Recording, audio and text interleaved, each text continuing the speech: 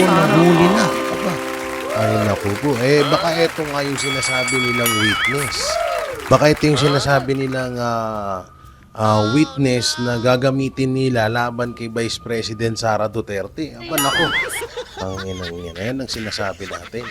Mukhang may babaliktad. Siyempre, siguro, para maging safe ang buhay niya, maging tawag dito, masafe yung buhay niya, baka ito yung kapalit. No? Mamaya, isusuruho natin yan, mga banateros, kung totoo pong nahuli na etong si Saldico, ha? Isang kilalang personalidad ang gagawing witness laban kay BP Sara Duterte at sa lahat ng mga kilalang personalidad na ginigipit ng Administrasyong Marcos. Naku po, mga banateros, sino kaya ito? So yun po, mga banateros, mga kabiyaya, yan, Jay Guevara ulit nagbabalik, no? At grabe nga itong pag-uusapan natin mapatungkol sa isang kilalang personalidad na gagawing witness laban sa mga Duterte at sa mga ilang mga senador na ginigipit ng Administrasyong Marcos ngayon. So syempre, bago ang lahat, paki-like and share and subscribe itong ating YouTube channel. Paki-follow na rin po ang ating Facebook page sa JG Banateros at J Guevara sa TikTok. At syempre, sa lahat ng Banateros Brothers. So ngayon ko lang naisipang gawin. Yung mga gamit, ayusin. Ang tagal ko nang gustong gawin to, hindi ko nagagawa katulad nitong mga to. Yan, ngayon ko lang naisipan. Ang tagal ko nang pinagpaplanuhan na ayusin, tas itabi, kasi baka magagamit pa to eh. Yan. So ngayon ko lang napagtanto, ngayon lang napaisip. Sayang kasi. Nga to dito. Magagamit pa. Ito, kailangan yan. Ito, bagong-bago. Cord. Wala. Saan kaya ganito ko? Ayan. Diba? Magagamit pa siya. Sana all. Ito yung mga nabibili kong gamit. Tapos, alam mo naman tayo, bili tayo ng bili. Tapos, hindi naman pala mapapakinabangan. Ang dami ko pang mga chichiburechi dito. Ayan. So, masarap din ito mga pagpapawis paminsan-minsan para good health. Siyempre, so yun pag-usapan din natin yung kay yung bagong serye ng Itbulaga. Si Remulla. Oo, nagmala Tito Vic and Joey, nagmala Jose and Wally. Oo, parang alam niyo yung napapanood niyo sa One for All for One. Oo, ganun na ganun. Ang ganap ni Maring John Vic Remulla. Ang nakakatawa doon, katip na yan. Bago ka sana mag-declare ng isang tawag dito, ng isang panukala or batas, dapat sinusure mo yan. Hindi yung basta-basta ka. Diba? O katulad niyan ngayon, basta-basta mo lang i-declare yung tawag dito, nandito pala to. Basta-basta mo lang dineclare yung hinayupak na bawal maghubad sa public area. So although maganda naman nga sana yun, ilang beses ko sinasabi maganda yan. Kaso, sa mga iskinita, wag mong ipatupad na hinayupak ka. Wag mo ipatupad, putang ina. Ang dami-daming dito pa pala to. Ang dami-daming mga kababayan natin na nasa looban, lalo't ngayong mainit na panahon ngayon, nakahubad, sa kanilang mga looban, sa kanilang mga iskinita. Diba? Tapos, ipapatupad mo yung ganyan na panukala mo. Ngayon, sumablay. May nagreklamo. Ngayon, sasabihin mo, pasensya na. Suri.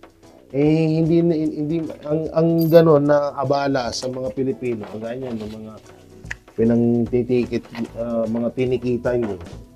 Eh paano yan? Eh, doon lang kayo dumipende sa mga nag-viral. Eh kung hindi pa nag-viral yung lalaki na hinuli yung nakaubad, eh hindi nyo rin tawag dito, hindi nyo rin aasikasuhin. Pero although maganda rin yung ginawa ni John Vic Remulla na sinadya niya na kausapin yung taong yun. Pero alam mo, alam naman natin na alam mo yun, parang kita mo ngayon, sinusumbat niya na kesyo. Buti pa daw siya, pinuntahan niya daw. Diba? Buti pa daw siya, pinuntahan daw niya. Oo, hindi daw katulad ng iba. Nagsusuri sa camera daw. Sabi ko, katarantaduhan mo. Yan ang mahirap pag pag nag-aano ka ng batas. Tapos, tawag dito. Ay, grabe to. Nag-aano ka ng batas, tapos tawag dito, hindi mo pinag-isipan. O kulang ka sa utak. Ganon. Ngayon ang nangyayari, kapalpakan. So, nandito pa pala to. Unang-unang So, ito kasi dinidisplay ko dito sa kwarto. Hinahanap ko to. Dito lang pala. Buti ka mo nandito. No? Itong, tawag dito, itong ni Pastor, The Global Humanitarian Works of Pastor Apollo C. Quiboloy. Diba? I-display natin yan yung paikot. Marami na akong ganito eh. Hindi ko lang naasikaso na i-display para kaya yan, yung kay John Vic Remulla, aral na yan sa'yo. So, susunod kasi, pag gumawa ka ng batas, kapag may sinusulong ka ng batas, putangin na kasi, pag-isipan mo maigi. Hindi yung sige ka lang ng sige. Para kang si bossing mo na si Marcos eh. Kung ano yung maisipan, yun din yung gagawin. Yun, mga banateros, mga kabiyaya, medyo, yan, nakikita nyo, may pagbabago na. Siyempre, nandiyan ang picture ni Pastor. Marami pa ako ilalagay dyan ng mga picture ni Pastor Apollo Quiboloy at ng mga Duterte. So, dito yung mga sombrero natin, no? Oo, andyan din yung mga iba't ibang sombrero, yung bringing home, yung senatorial candidate ng PDP, at marami pa diyang iba na talagang may masasabi nating may sentimental value. So grabe. Sobrang pawis tayo at eto, nag-iba na tayo ng nandito na rin yung ating pwesto ng laptop katabi ng pinto. So titignan ko kung ano yung magandang posisyon para mas maganda po yung pagbablog natin. At ayun mapag-usapan na rin natin tong etong karambola. Karambola ng dalawang panig. Etong panig ni Marcos Jr. at panig ni Martin Romualdez mapatungkol dito kay Madriaga. Kahapon may video po tayo na etong si Madriaga ay hindi talaga si Marcos Jr. ang mastermind or hindi siya yung nasa likod, kundi iba. So ngayon, etong dalawang panig, kampo ni BBM at kampo ni tawag dito, ni Martin Romualdez ay medyo nagkakasalungat. Hindi medyo, talagang nagkakasalungat sila ng kanilang mga opinyon. Kasi sinasabi ni Amy Marcos na sinungaling etong si Madriaga, sinasabi naman ni Claire Castro or tigapagsalita ng Pangulo na si Auntie Claire na ano daw ang alam ni Amy Marcos. Ang inang tong hype to. Alam nyo, nakakabuwis itong si Auntie Claire talaga. Sa totoo lang, alam nyo kung bakit. Paano hindi nakakabuwisit? Si Amy Marcos, kapatid yan.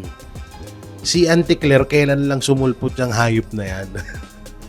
Tapos ngayon may mas alam ka pa kaysa kay Amy Marcos. Katarantaduhan mo naman yan, Auntie Claire. Alam mo, minsan Auntie Claire, ayus-ayusin mo yung pag-iisip mo ang sagwanan ng ang sagwanan ng kaisipan mo, bire mo. Nung sinabi ni Amy Marcos na adik si Marcos Jr., sinabi mo, hindi. Bakit, kapatid ka bang punyeta ka? Kagaguhan no? So yan, isa sa mga kagaguhan ngayon na nangyayari. At ang masaklap pa dyan, mukhang naglalaglagan ang magnasnip, magpinsan, no? Mukhang naglalaglagan ng magpinsan, mga banateros, mga kabiyaya, kasi alam naman natin na isa din si Martin Romualdez na maituturing na promotor sa paglabas ni Ramil Madriaga. At naghihinala rin tayo na nasa likod din si Marcos Jr. Pero may balita nga na hindi, kundi babae daw. So ngayon, ang nangyayari, nagkakasalungat, nagkakabanggaan. Iba yung sinasabi sa side ni Martin Romualdez, iba din yung sinasabi sa side ni Marcos Jr. Ganun kalupit, nakakatawa lang talaga. At ang malupit pa dyan, silang tatlo, yung tatlong side ni Aimee, side ni Bongbong, at side ni Martin Romualdez. Puta na, nagkakarambola sila. Gumawa nga kayo ng GC, mga hayop kayo. No? Ang gulo-gulo nyo, pati kami naguguluhan sa inyo, mga hinayupa kayo eh. Ay nako, mga banateros, mga kabiyaya, alam naman na natin na yang si Madriaga isang pakawala lang. May paiyak-iyak pa nga, di ba? Pero hindi na bago sa atin yun, mga banateros. Ilang beses na natin nasaksihan yung mga ganyang drama, yung ganyang mga scripted na pinagagawa nila. Hindi na bago sa atin yan. Alam nyo yan. No, hindi na bago sa atin yan. At ang malupit pa dyan, dalang-dala na tayo at gas-gas na yung mga ganyang palabas nila sa atin. So yun, mga banateros, ito na nga, pag-uusapan na nga ho natin itong mapatungkol dun sa witness na gagamitin laban kay Vice President Sara Duterte. At eto, breaking news, Saldico nahuli na. So pakinggan nun natin. Mainit-init na balita ngayong gabi, nahuli na po si dating Congressman Saldico sa siyudad ng Prague sa Czech Republic sa Central Europe. Pero po yan mismo ni Pangulong Bongbong Marcos isang social media post ngayong gabi. Ayon sa Pangulo, tinangkani ko na pumasok sa Czech Republic nang walang kaukulang dokumento. Dahil po dito, inaresto siya ng otoridad sa Prague, ang kabisera ng Czech Republic. Nakikipag-ugnayan ng Pilipinas sa Czech government para mapauwi siya ng bansa. Okay. Dawit siko sa korupsyon sa bilyon-bilyong pisong flood control projects. Siya po ang dating chairman ng House Committee on Appropriations na bumabalangkas ng pambansang budget. Dati na niyang tinanggi ang mga alegasyon. Pero sa kanyang serye ng mga Facebook videos noong nakarang Nobyembre, dinawit naman ni Ko sa flood control controversy ang Pangulong Marcos at si dating Speaker Martin Romualdez. Ayon kay Ko, ang Pangulong Marcos ang nag-utos sa kanya ng mga budget insertions at nakinabang daw ang Pangulo sa mga insertions na ito sa pamamagitan ng mga mali-malitang pera na deliver daw sa Malacanang, bagay naman na tinanggi ng Malacanang. Si Ko'y nahaharap sa patong-patong na kaso ng korupsyon na sinampa sa Ombudsman. May arrest warrant laban sa kanya ang Sandigan Bayan at may petisyon para ipahuli siya sa Interpol. Huli siyang namataan sa bansang Portugal kung saan meron daw siyang Portuguese passport. July 2025 nang magpunta Malupit. si Ko para magpagamot pero hindi na siya bumalik sa bansa at nagbitiw na rin sa pwesto. Mga kapatid, So yun nga na, mga banateros, mga kabiyaya, nako, delikado si Saldico ngayon. Delikado si Saldico dito dahil alam nyo kung bakit. Una-una ho, mga banateros, pwede siyang gamitin laban sa mga Duterte. No? Ibabali or ipapabali sa yung mga unang niyang inilahad, ipapabali nila. Tawag dito, babaliktad to malamang. Malamang sa malamang, mga banateros. Bukas sa makalawa, iba na ang salaysay ni Saldico mapatungkol dun sa mga inilahad niya about kay Marcos Jr., about kay Martin Romualdez, about kay Lisa Araneta Marcos, sa kapatid nun, at lalong-lalo na kay Sandro Marcos. Malamang sa malamang. Hindi pa natin alam kung makukuha ng Pilipinas or ng administrasyon si Saldico. No, hindi natin alam. Pero kapag sa oras wala nang imposible na kayang gawin ng administrasyon. Lahat 'yan kayang-kaya nilang gawin 'yan. Dahil una-una, mapera sila, trilyonaryo sila ngayon, di ba? Alam naman natin na ilang trilyon na ho ang nawawalang pera sa kaban ng bayan. Ilang trilyon na ho ang utang ng Pilipinas. Kaya talaga matatawag natin sila ng mga trilyonaryo. So ngayon, ang nakikita ko dyan na maaaring gawin kay Saldico, gagamitin yan malamang laban kay Vice President Sara Duterte. Yan ang gagamitin nila. Dalawa lang yan. Pupuntahan ni Saldico. Pwedeng mamatay siya o ipapatay siya. Pwedeng gamitin siya laban sa mga Duterte. Ngayon na nahuli na siya. No? Ang maganda sana rito is wag sanang pumayag yung bansa. Yung bansang nakahuli kay Saldico. At ano bang bansa yun? Titignan natin ha. SEC authorities. Saldico nasa kustodiya na ng SEC authorities. Di ko alam kung anong bansa tong hinayupak na to. So yun, sana hindi nga pumayag yung bansa na yan na kunin ng administrasyon na itong si Marcos. Pero alam naman natin na sa panahon ngayon, pera-pera talaga eh. Talagang kayang-kaya na nilang manipulahin lahat eh. Kayang-kaya nilang gawin yung mga bagay na imposible. Diba? Si dating Pangulong Duterte nga, pero mo, Pangulo ng bansa yun, pero kinidnap nila at dinala nila sa dahig. Diba? Si Pastor Apollo Kibuloy, na isang pastor, isang reliyosong tao, diba? Binastos nila, winalang niya nila yung relihiyon na kayo, JC. So wala na talagang imposible. Wala nang imposible sa administrasyong Marcos. So etong kay Saldico, ang inaano ko dito, hindi naman sa kinakabahan ako dahil ilalaglag ni Saldico si VP Sara. Hindi ho ganun. Unang-una, kahit ilaglag niya si VP Sara or bumaliktad siya or iba yung sabihin niya sa atin, alam naman na natin kung ano yung talagang katotohanan. Alam naman natin kung ano talaga yung totoong nangyari at kung sino talaga yung mastermind sa nakawan, di ba? Tsaka hindi niya na rin pwedeng bawiin yun kasi nasabi niya na nung una yun, no? At kapag sa oras na bumaliktad si Saldico at ituro si BP Sara or ang mga Duterte na sila ang mastermind sa flood control scam, doon natin mapapatunayan na ginigipit lang siya ng administrasyon, di ba? Masasabi natin na, ay, kaya mo lang sinabi yan dahil delikado ang buhay mo ngayon, dahil hawak ka na nila. Di ba? So, maaari talaga na gamitin si Saldico laban sa mga Duterte. Kaya dapat tayo, eto yung isa pang kaabang-abang na talagang masasaksihan natin. At baka nga, eto nga yung bali-balita na gagawin nilang witness laban kay Vice President Sara Duterte kasi bago pa mahuli si Saldico, may pinapaputok silang balita na may isang kilalang personalidad na kilala natin na gagamitin nila laban sa mga Duterte. Napaisip nga ako mga banateros na nung nalaman ko kaninang umaga, maya-maya biglang lumabas yung balitang nahuli si Saldico. Ay sabi ko, tama. Baka si Saldico nga ang gagawing witness laban kay Vice President Sara Duterte at sa iba pang mga senator na hadlang sa plano ni Marcos Jr. or ng administrasyon.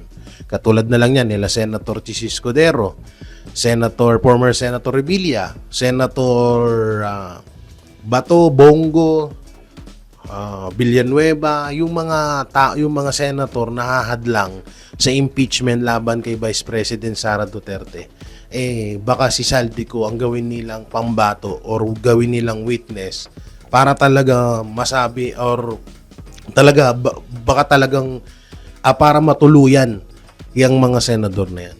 So grabe, no? Ang antindi nila. Ang malas lang kasi ni Saldico, bakit ka nagpahuli naman? Disclaimer, hindi ko po pinagtatakpan si Saldico, hindi ko siya pinagtatanggol. Hindi ko sinasabing wala siyang kinalaman sa mga nakawan, ha? Hindi ho ganun. Ang punto ko ho dito hindi pa tamang panahon para magpahuli ka. Dahil delikado delikado talaga na mahawakan ka ng administrasyon kasi nga pwedeng ikaw ang gawing witness laban sa mga Duterte or dahil hawak nila ikaw, pwede ka nilang hawakan sa leeg.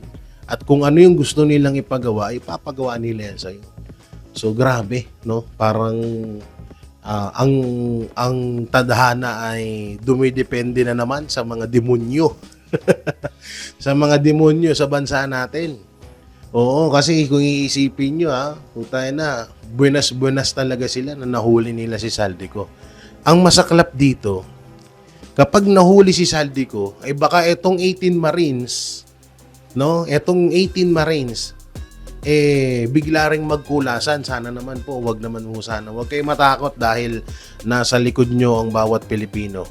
Naniniwala ho kami sa inyo 18 Marines. Sana wag nyo pong isipin na bumaliktad na or wag nyo pong isipin na matakot dahil nahuli na si Saldico, no? Kasi pwede rin kasing gawin na iitanggi ni Saldico ng mga tauhan niya, yung 18 Marines at si Gutesa.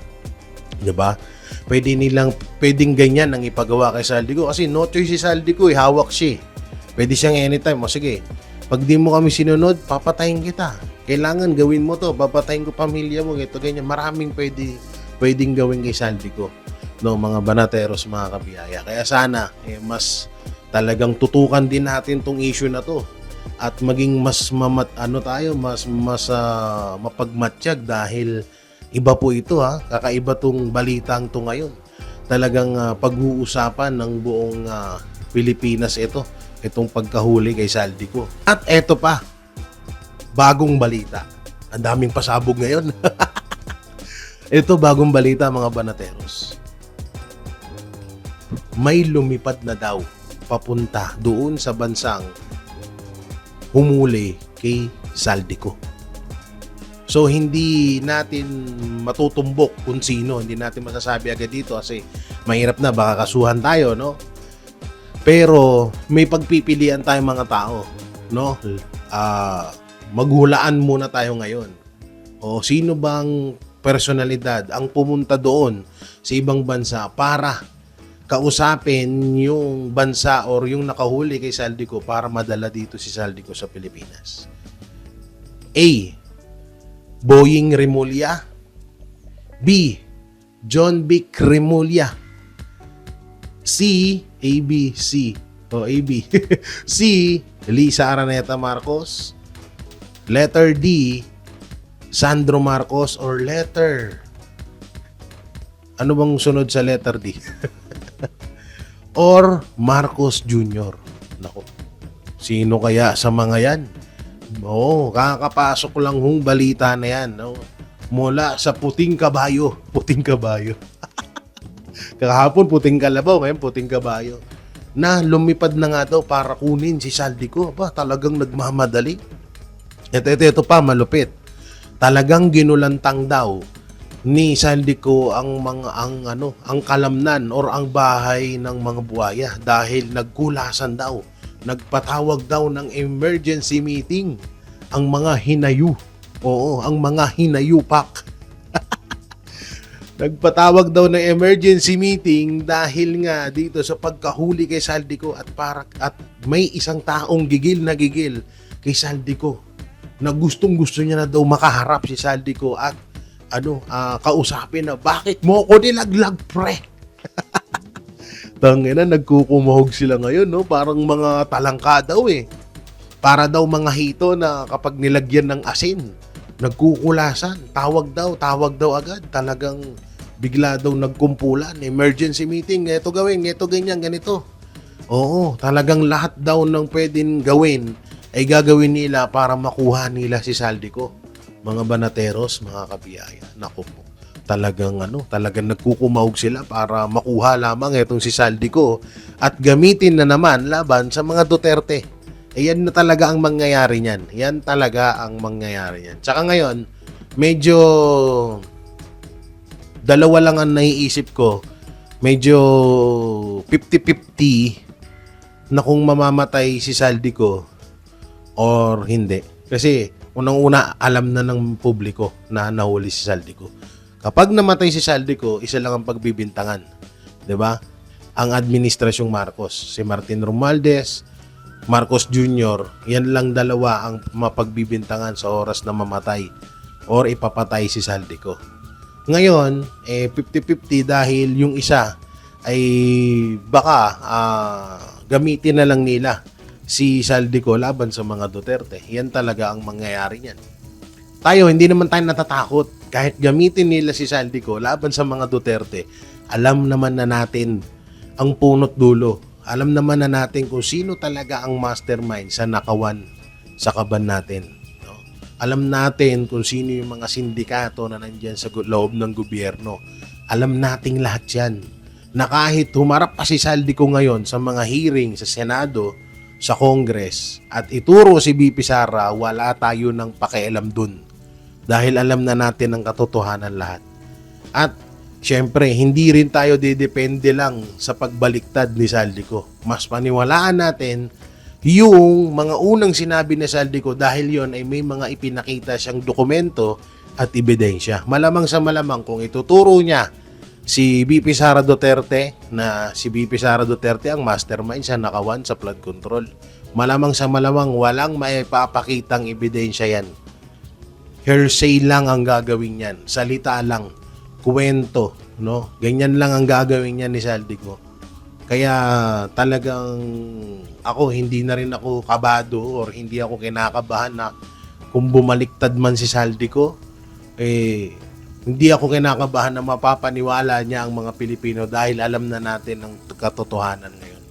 'Di ba, mga banateros, no?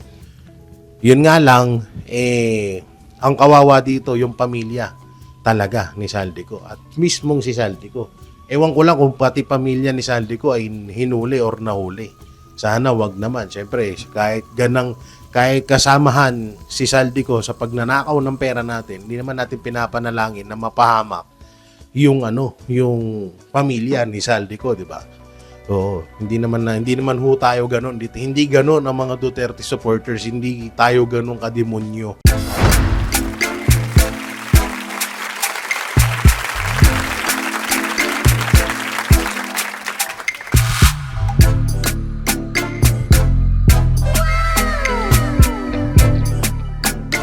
The next performance